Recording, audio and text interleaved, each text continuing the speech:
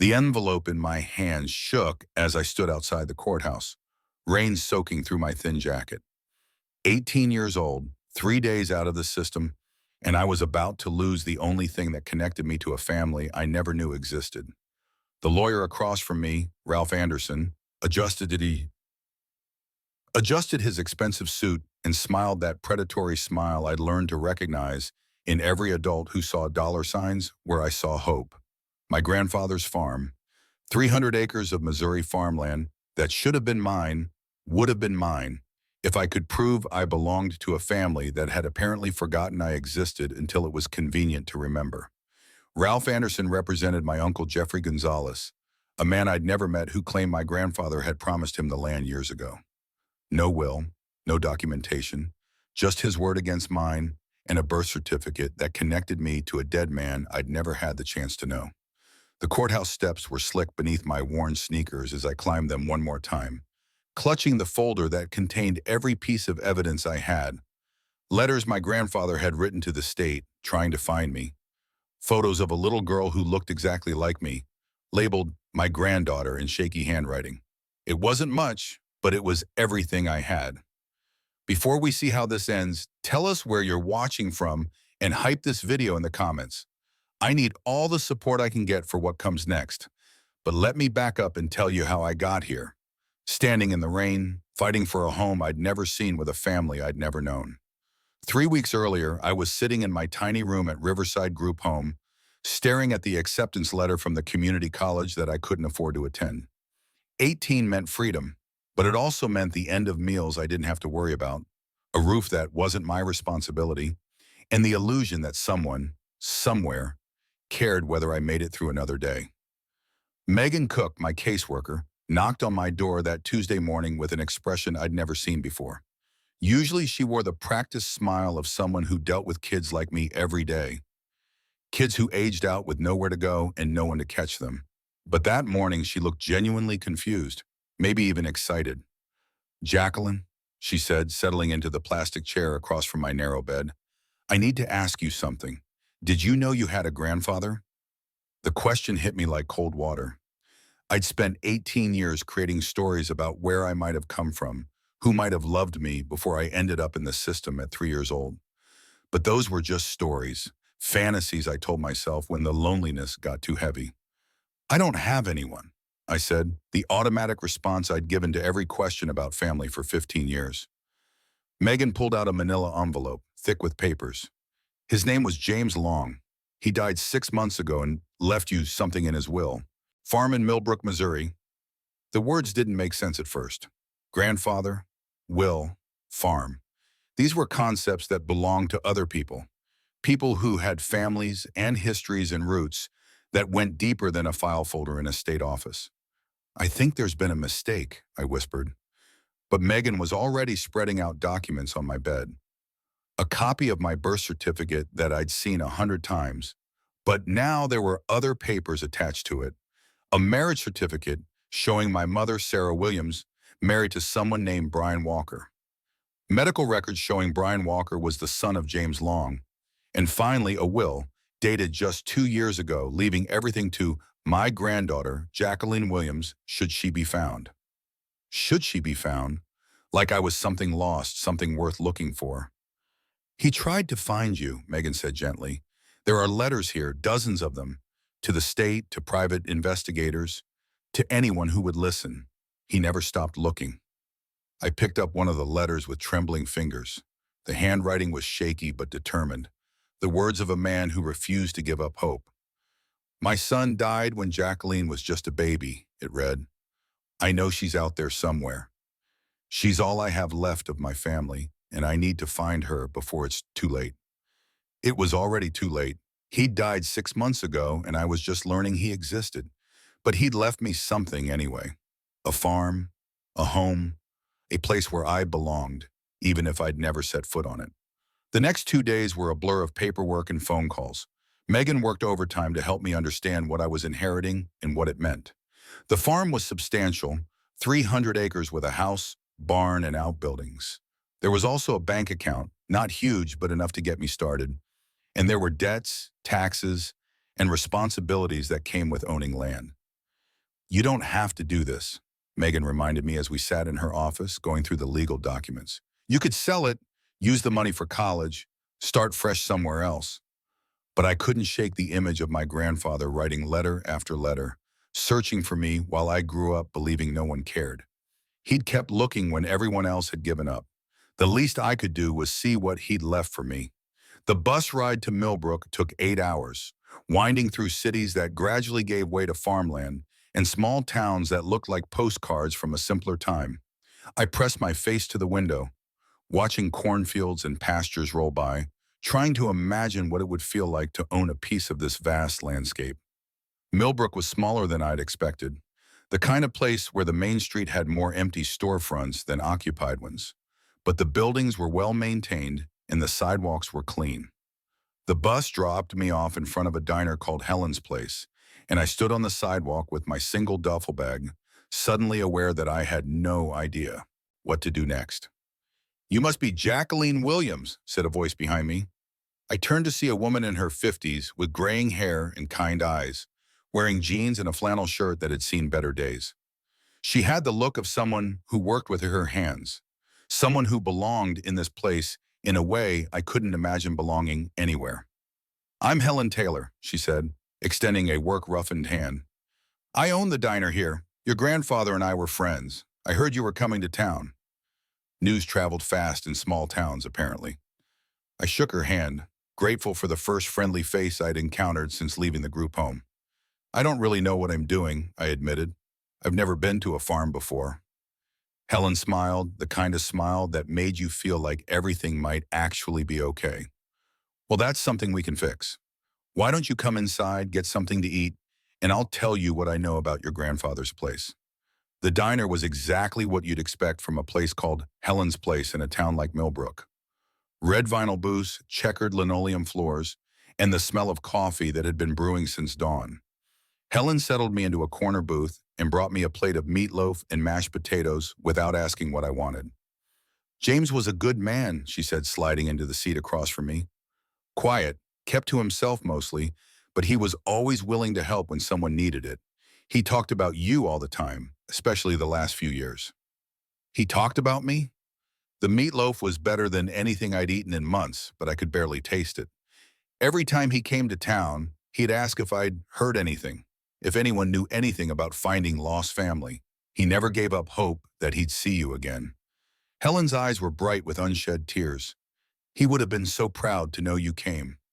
We talked for over an hour, Helen filling in the pieces of my grandfather's life that the legal documents couldn't capture.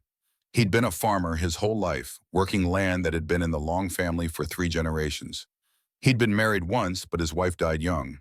His only son, my father, had left for the city as soon as he was old enough and died in a car accident when I was barely 2 years old. "James blamed himself for your father leaving," Helen explained. "Thought maybe he'd been too hard on him, too set in his ways. When Brian died and you disappeared into the system, it nearly broke him. But he never stopped believing he'd find you." As the afternoon wore on, other people drifted into the diner, and Helen introduced me to each one. Peter Roberts, who ran the feed store and had been my grandfather's closest friend. Karen Long, no relation despite the name, who taught at the elementary school and remembered my father from when he was young. Michelle Taylor, Helen's daughter, who was close to my age and worked as a veterinary assistant. Each person had stories about my grandfather, small kindnesses, and quiet gestures that painted a picture of a man who had been respected and loved in this community. They all seemed genuinely glad that I'd come, that James Long's granddaughter had finally found her way home. But as the sun began to set, I knew I couldn't put off the inevitable any longer. I needed to see the farm, to walk on the land that was supposedly mine, to stand in the house where my grandfather had lived and died hoping to meet me. Peter Roberts offered to drive me out to the farm, and I accepted gratefully. His pickup truck was older than I was, but it ran smoothly as we left the main road and turned onto a gravel drive marked by a simple wooden sign that read, "Long Family Farm." The house appeared first, a white 2-story farmhouse with a wraparound porch and green shutters that had seen better days but still looked solid and welcoming. Behind it, I could see the red barn that dominated the landscape, and beyond that, fields that stretched to the horizon. James kept it up pretty well, considering, Peter said as we pulled into the circular drive. The house needs some work, and the barn could use new shingles, but the bones are good. I climbed out of the truck and stood in front of the house, trying to absorb the reality of it. This was mine, this place, this land, this home that I'd never seen but that had been waiting for me my entire life. The front door key was exactly where Helen had said it would be, under the third flower pot on the porch. The lock turned easily, and the door swung open to reveal a living room that looked like it had been frozen in time. Comfortable furniture arranged around a stone fireplace, family photos on the mantelpiece, and everywhere the sense of a life lived fully and with purpose. Peter stayed on the porch while I explored, giving me space to discover my inheritance in private. The house was larger than any place I'd ever lived, with 4 bedrooms upstairs and a kitchen that was clearly the heart of the home. Everything was clean and well maintained, as if my grandfather had been expecting company. In what must have been his bedroom, I found a desk covered with papers, more letters to state agencies, printouts from missing person websites, and a folder labeled for Jacqueline in that same shaky handwriting I'd seen before. Inside the folder were photographs going back decades. My father as a baby, as a young boy, as a teenager who looked remarkably like me. Pictures of my mother that I'd never seen, young and laughing and beautiful.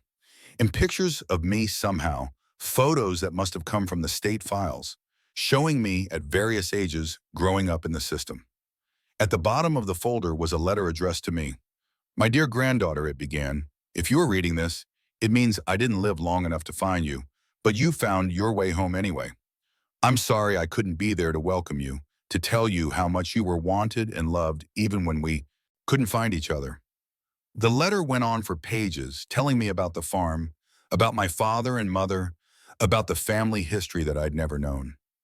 He wrote about his regrets, about pushing my father too hard and losing him to the city. He wrote about his hopes for me, his dreams that I might want to continue the farming tradition or at least find peace on the land that had sustained our family for generations. "The farm is yours now," the letter concluded. "Do with it what feels right to you. But know that you always have a home here, a place where you belong, a family that extends beyond just the two of us to include everyone in Millbrook who will welcome you with open arms if you let them." I sat on his bed, surrounded by the evidence of a love that had persisted despite distance and time, and the cruel bureaucracy that had kept us apart. For the first time since Megan had told me about my inheritance, I cried. Not the bitter tears of grief for what I'd lost, but tears of gratitude for what I'd found. The next morning, I woke up in my grandfather's house for the first time, sunlight streaming through windows that looked out over fields that belonged to me. It should have felt surreal, but instead it felt like coming home after a long journey I hadn't realized I was taking. Peter Roberts arrived early with coffee and donuts from Helen's Diner, ready to show me around the property and explain what I'd inherited. We walked the fence lines toward the barn and discussed the practical realities of owning a working farm. "Your grandfather leased most of the land to neighboring farmers," Peter explained, as we stood in the barn, looking out over acres of corn that stretched to the tree line. "The lease agreements are all in place for this year, so you don't have to worry about the crops. But you'll need to decide what you want to do long term."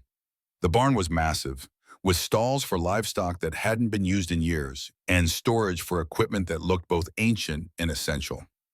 Everything was organized with the precision of someone who had spent a lifetime working with his hands, tools hung in their designated places, and supplies stacked neatly against the walls. "He kept hoping he'd find you in time to teach you," Peter said quietly. "James always said farming wasn't something you could learn from books, that it had to be passed down from one generation to the next. But I was 18 with no experience, no knowledge of agriculture, and no idea how to maintain a property this size. The responsibility felt overwhelming, like being handed the keys to a spaceship and expected to fly it to the moon." That's when Peter introduced me to the neighbors, starting with the family that leased the majority of my land. The Gonzalez family had been farming in the area for 2 generations, and they'd had a good relationship with my grandfather for over a decade. Except when we drove up to their farmhouse, the man who came out to meet us wasn't the friendly neighbor I'd been expecting. Jeffrey Gonzalez was tall and thin, with cold eyes, and a mouth that seemed permanently set in a frown. He looked at me like I was something unpleasant he'd found on the bottom of his shoe. "So you're the granddaughter," he said, not offering to shake hands. "Convenient timing." Peter shifted uncomfortably beside me. "Jeffrey, this is Jacqueline Williams, James's granddaughter." "Alleged granddaughter," my Ram corrected. "Funny how she shows up right after the old man dies, claiming to be family no one ever heard of." The hostility in his voice was unmistakable, and I felt my stomach clench with familiar anxiety. This was the tone adults used when they'd already decided I was trouble, when they'd made up their minds that I didn't belong. "James left her the farm in his will," Peter said firmly. "It's all legal and proper." Jeffrey laughed, but there was no humor in it. "Wills can be contested, especially when they contradict promises made to people who actually knew the deceased." He went on to explain that my grandfather had promised him the farm years ago, back when it looked like I would never be found. They'd had an agreement, Jeffrey claimed, a handshake deal between neighbors that should supersede any legal document written by a lonely old man desperate to believe in family that didn't exist. "I've been farming that land for 10 years, Jeffrey said. "I've put money into it, time, sweat. I've got receipts for improvements, witnesses to conversations." "What do you have?" "A birth certificate and a sad story." I wanted to defend myself, to explain that I hadn't asked for any of this, that I was just trying to honor my grandfather's wishes. But the words wouldn't come. Instead, I stood there feeling small and out of place, like the foster kid who didn't belong, who would always be an outsider looking in. Peter drove me back to town in silence, both of us processing what had just happened.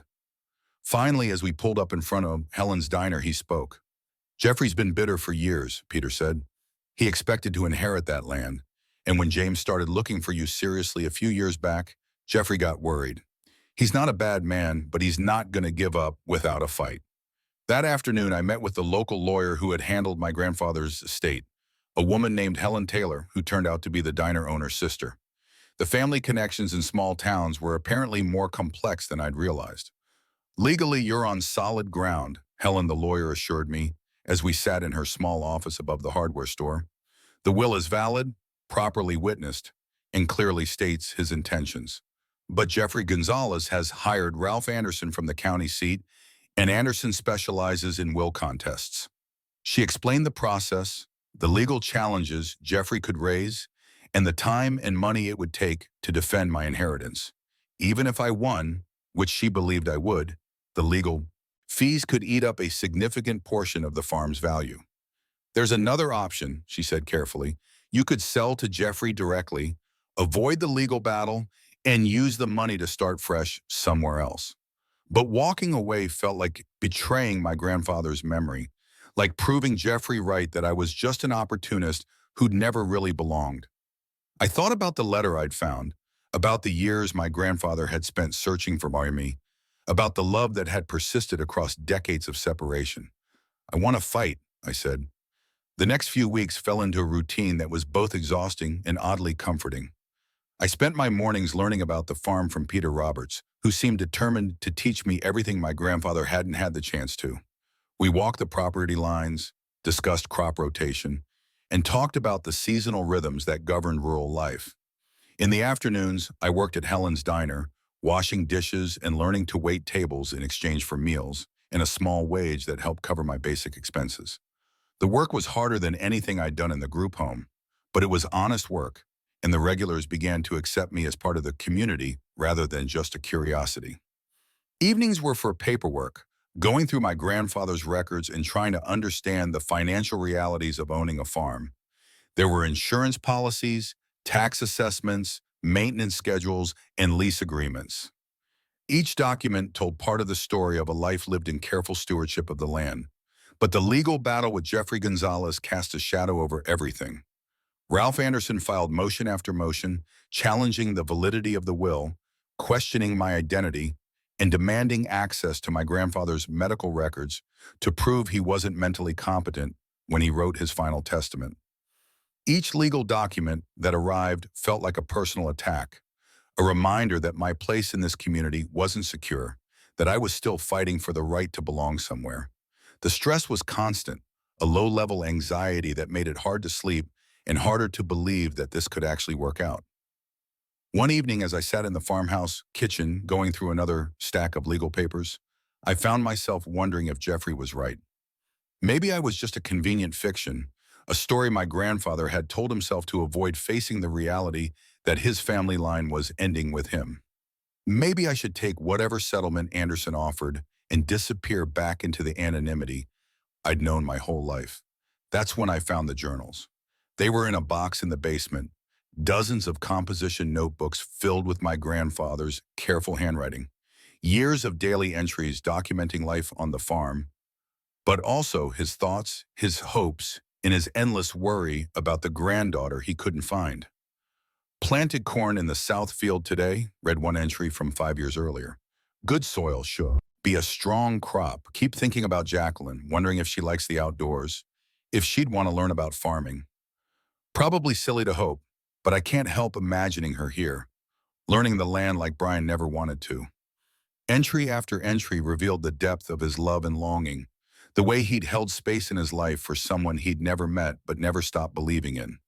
He wrote about setting aside money for my education, about maintaining the house in case I ever came home, about the community of people who had promised to welcome me if I ever appeared. Talked to Helen at the diner today about Jacqueline at the read another entry.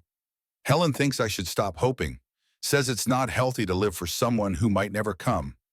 But she doesn't understand. Jacqueline is my family. She's all I have left of Brian and Sarah. I have to believe she'll find her way home someday. Reading those journals changed something fundamental in how I saw my situation. This wasn't about legal documents or property rights or proving I belonged. This was about honoring the faith of a man who had never stopped believing in me, who had built a life around the hope that someday his granddaughter would come home. The next morning, I called Helen Taylor, the lawyer, and told her I was ready to fight as hard as necessary to keep the farm. If Jeffrey Gonzalez wanted a legal battle, he could have one. The depositions began in early September, with Ralph Anderson doing his best to make me look like a fraud and an opportunist. He questioned every detail of my background, demanded documentation for every year of my life, and implied repeatedly that I was taking advantage of a lonely old man's delusions. "Isn't it convenient," Anderson asked during one particularly brutal session, "that you appeared just after Mr. Long's death, claiming to be the granddaughter he'd been searching for?" "I didn't appear," I replied, trying to keep my voice steady. "I was found, by the state, acting on his will. I didn't even know he existed until after he died." But Anderson was good at his job, and he made my story sound suspicious even to me. A teenage girl with no family suddenly inheriting valuable property from a grandfather she'd never met. It did sound too convenient, too much like a fairy tale. The community support I'd been building began to feel fragile. People were still friendly, but I could sense the questions, the doubts that Anderson's aggressive tactics were raising. Maybe Jeffrey had a point. Maybe I really was an outsider trying to claim something that didn't belong to me. The lowest point came when Anderson subpoenaed my records from the group home, painting a picture of me as a troubled kid who'd been in and out of foster placements, someone who couldn't be trusted, who had a history of behavioral problems that made me an unsuitable heir to my grandfather's legacy. It was all true, technically. I had been moved between placements. I had struggled with authority figures. I had been labeled as having attachment issues and difficulty forming stable relationships. But hearing it presented as evidence that I didn't deserve my grandfather's love was devastating. That night, I sat in the farmhouse living room, surrounded by the evidence of my grandfather's life and love, and seriously considered giving up. Maybe I should take whatever settlement Jeffrey offered and use the money to start over somewhere else, somewhere I wouldn't have to fight for the right to exist. But then I remembered something Peter Roberts had said weeks earlier, when he was showing me how to check the fence posts in the north pasture. "Your grandfather never gave up on you," he'd said, "even when everyone told him it was hopeless, even when the trail went cold year after year, he kept believing. That's the kind of man he was. That's the kind of family you come from. The kind of family I come from. Not the kind of system I'd grown up in, but the kind of family I belong to by blood and by choice, and by the stubborn persistence of love that refuses to be defeated by time or distance or legal challenges." I called Helen Taylor the next morning and told her to reject any settlement offers. We were going to trial. The trial took place in the county courthouse on a gray October morning that felt like the world holding its breath. I sat at the plaintiff's table in the only dress I owned, watching Ralph Anderson present his case with the confidence of someone who believed he was fighting for justice rather than just money. Anderson's argument was simple and effective. James Long had been a lonely old man, isolated and possibly suffering from early dementia, who had created an elaborate fantasy about a granddaughter who didn't exist. When I appeared conveniently after his death, I was either a fraud taking advantage of his delusions or a real person who had no legitimate claim to property that had been promised to Jeffrey Gonzalez years earlier. He presented witnesses who testified that my grandfather had seemed confused in his final years, that he'd talked about family members who weren't there, that he'd made promises to Jeffrey about inheriting the farm. The testimony was damaging, painting a picture of an old man whose judgment couldn't be trusted. But Helen Taylor was ready for him. She started with the documentary evidence, the years of correspondence between my grandfather and state agencies, the private investigators he'd hired, the systematic and rational approach he'd taken to finding me. This wasn't the behavior of a confused old man, but of someone with a clear goal and a methodical plan to achieve it. Then she called Peter Roberts to the stand. James Long was one of the sharpest men I ever knew, Peter testified, right up until the day he died. He could tell you the rainfall totals for any year going back decades, could calculate crop yields in his head, could spot a sick animal from across a field. If he was confused about anything, I never saw it. Peter went on to describe the conversations he'd had with my grandfather about me, the careful planning that had gone into maintaining the farm in case I ever came home, the specific instructions about how to help me learn farming if I was interested. James never promised that farm to Jeffrey Gonzalez, Peter said firmly. Jeffrey assumed he'd inherit it, but James never made any such promise. James always said the farm would go to his granddaughter if she could be found. Other witnesses followed, community members who testified about my grandfather's mental acuity, about his consistent statements regarding his plans for the farm, about his excitement when he'd finally gotten confirmation that I existed and was being contacted. Helen Taylor also presented evidence of Jeffrey's financial difficulties, his mounting debts, and his desperate need for the income that my grandfather's farm would provide. This wasn't about honoring an old man's wishes, she argued, but about a failing farmer trying to use the legal system to steal property he'd never been promised. But the most powerful testimony came from an unexpected source. Michelle Taylor, Helen the diner owner's daughter, took the stand and described finding my grandfather in the cemetery behind the Methodist church just a few months before he died. He was standing by his son's grave, Michelle testified, Brian's grave, and he was talking to him like he was right there. He said, "I found her, son. I finally found your little girl. She's going to come home." He was crying, but he was so happy. He said it was the best day of his life. The courtroom was silent as Michelle continued.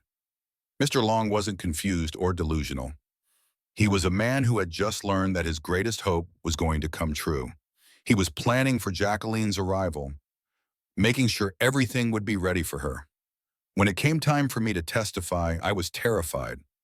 Ralph Anderson had made it clear that he intended to destroy my credibility, to paint me as either a fraud or an opportunist who didn't deserve my grandfather's legacy. But as I sat in the witness chair, looking out at the courtroom filled with people from Millbrook who had become my community, I found my voice. "I never asked for any of this," I began, looking directly at the jury. "I grew up thinking I had no family, that no one in the world cared whether I lived or died. When I learned about my grandfather, when I read his letters and saw how hard he'd tried to find me, it changed everything.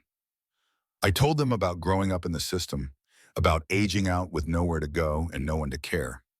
I told them about the first time I'd walked into the farmhouse, about finding the folder with my name on it, about reading journals that proved I'd been loved and wanted even when I didn't know it. This isn't about money or property," I said. "This is about belonging somewhere, about honoring the love of a man who never gave up on me. My grandfather left me that farm because he believed I was his family. Not because I deserved it, but because that's what family does. They leave you something to build on, something to grow from." Ralph Anderson's cross-examination was brutal. He questioned every detail of my story, suggested I'd somehow manipulated the situation, implied that I was taking advantage of a dead man's generosity. "Isn't it true," he asked, "that you have no real connection to James Long beyond a few pieces of paper? That you never met him, never spoke to him, never had any relationship with him whatsoever?" "That's true," I admitted, "but it wasn't my choice. I was 3 years old when I went into the system. I couldn't look for him any more than he could find me, but he never stopped trying, and when he died, he made sure I'd have a way home." "And you think that entitles you to valuable property that should rightfully go to someone who actually knew the deceased?" I looked at Jeffrey Gonzalez sitting at the defendant's table with his expensive lawyer and felt something shift. It swayed me. This wasn't about what I was entitled to. This was about what my grandfather had chosen to give me, and why. "I think it entitles me to respect the wishes of a man who spent years planning for this moment," I said. "My grandfather could have left his property to anyone. He chose to leave it to me, not because I earned it, but because I'm his family. That's what the will says, and that's what I'm here to honor." The jury deliberated for less than 2 hours. When they returned, the foreman stood and read the verdict that would determine whether I had a home or would be back on the streets by Christmas. "We find in favor the plaintiff, Jacqueline Williams. The will of James Long is valid and enforceable. The defendant's claims are denied." I sat in stunned silence as the words sank in. I'd won. The farm was mine, legally and finally. Jeffrey Gonzalez and Ralph Anderson gathered their papers with the grim efficiency of people who'd expected a different outcome, while Helen Taylor squeezed my shoulder and whispered congratulations. But the real celebration came outside the courthouse, where half of Millbrook seemed to be waiting. Peter Roberts was there, along with Helen from the diner, Michelle, and dozens of other people who had welcomed me into their community and supported me through the legal battle. "Welcome home, Jacqueline," Peter said. And for the first time in my life, those words meant something real. The first year on the farm was harder than anything I'd ever done, but it was also the most rewarding. Peter Roberts became my unofficial mentor, teaching me everything from how to read soil conditions to how to negotiate with equipment dealers. Helen Taylor kept me fed and connected to the community gossip that was essential for understanding small-town dynamics. I made mistakes, plenty of them. I overwatered the garden, underestimated the cost of barn repairs, and learned the hard way that farming was as much about business management as it was about working the land. But each mistake was a lesson, and each lesson brought me closer to understanding the legacy my grandfather had left me. The seasonal rhythms began to make sense. Spring planting, summer maintenance, fall harvest, winter planting. I learned to read the weather, to understand the subtle signs that told experienced farmers when to plant and when to wait. I learned the names of my neighbors, the boundaries of my property, and the unspoken rules that govern rural life. Jeffrey Gonzalez left town that winter, selling his struggling operation and moving somewhere warmer and less full of memories. I felt bad for him, understanding now that his bitterness had come from fear and desperation rather than malice. He'd been fighting for his survival, just like I had been. By the second spring, I was making real decisions about the farm's future.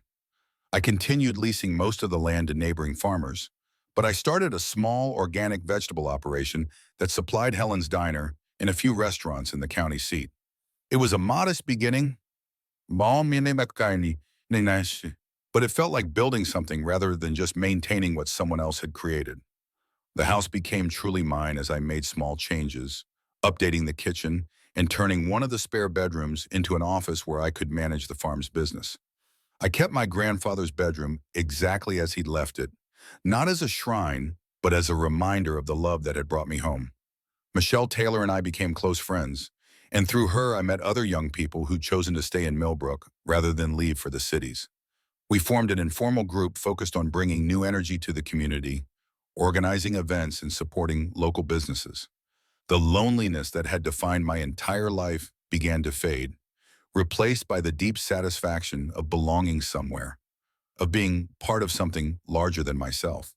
I had neighbors who checked on me during storms, friends who invited me to birthday parties and holiday gatherings, in a community that had accepted me not as an outsider, but as James Long's granddaughter, as someone who belonged. But the real transformation happened gradually, in small moments that added up to a completely different life. waking up in a house that was mine, on land that was mine, in a community where people knew my name and my story, learning to trust that this was real, that it wouldn't be taken away, that I had finally found the home I'd been searching for my entire life. 3 years later, I stood in the same courthouse where I'd fought for my inheritance, but this time I was there for a happier reason. The county was recognizing young farmers who were contributing to the local agricultural economy, and somehow my small organic operation had qualified for their annual award. As I accepted the plaque and shook hands with the county commissioner, I thought about the girl who had stood on these same steps in the rain, terrified of losing the only connection she'd ever had to family. That girl had been fighting for survival, for the right to exist in a world that had never made space for her. Now I was fighting for something different. I was fighting to build something, to contribute something, to be part of a community that had become my chosen family. The farm wasn't just my inheritance anymore. It was my responsibility, my opportunity, and my gift to the future. The organic vegetables had grown into a successful business that employed 3 part-time workers and supplied restaurants throughout the region. I'd started a small agritourism operation hosting school groups and urban families who wanted to learn about farm life. And I'd begun working with the State Agricultural Extension Office to help other young people transition into farming. But the most important change was internal. The constant anxiety that had defined my childhood, the sense that I was always one mistake away from losing everything, had been replaced by a quiet confidence. I belonged here not because of legal documents or property ownership, but because I'd chosen to build a life that honored my grandfather's legacy while creating something uniquely my own. Last month, I received a letter from a social worker in the state capitol, a teenager aging out of the foster system, a young man with agricultural interests but no family connections, was looking for mentorship opportunities. Would I be willing to meet with him, maybe offer some guidance about transitioning to independent life? I wrote back immediately, inviting him to visit the farm to see what was possible when someone believes in you enough to leave you something to build on. Not everyone gets a grandfather they never knew who leaves them a farm, but everyone deserves to know that they matter, that they belong somewhere, that their story doesn't end when the system stops supporting them. As I write this, I'm sitting on the front porch of the farmhouse where my grandfather lived and died, hoping to meet me. The sun is setting over fields that are green with this year's crops, and I can hear the evening sounds of a rural community settling in for the night. Somewhere in town, Helen is closing up the diner after another day of feeding neighbors and catching up on local news. Peter Roberts is probably checking on his own animals before dark. Michelle is finishing her shift at the veterinary clinic, getting ready for whatever adventure we've planned for the weekend. This is what home feels like. Not perfect, not easy, but real and solid, and mine in a way I never thought possible. My grandfather's faith in me, his stubborn refusal to give up hope, created a space for me to become someone I never imagined I could be. If you're watching this and you've ever felt like you don't belong anywhere, like you're always on the outside looking in, I want you to know that home isn't always the place where you start. Sometimes it's the place you find when you're brave enough to believe that you deserve love, that you deserve a place to build something beautiful. Tell me in the comments about your own journey home, whether it's a place or a purse or a community that finally made you feel like you belonged. Share this story with someone who needs to hear that their story isn't over, that there are still chapters to be written, still homes to be found, because that's what I learned from my grandfather, even though I never got to meet him. Family isn't just about blood or legal documents. Family is about the people who hold space for you when you can't hold it for yourself, who believe in your future even when you can't see it, who leave you something to build on even when they can't be there to see what you build. Home is where someone has been waiting for you, even if you didn't know it. And sometimes, if you're very lucky, that someone leaves you the keys.